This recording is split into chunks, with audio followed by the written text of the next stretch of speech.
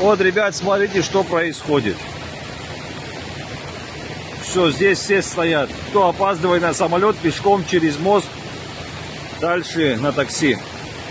С той стороны.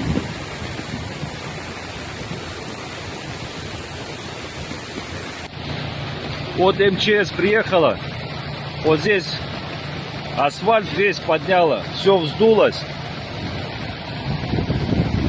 Машины не знаем. Не знают они, будут пускать, не будут. Состояние моста не знают.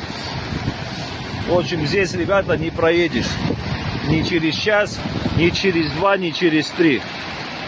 Поэтому, кто на... Мы пешком пока поднимемся.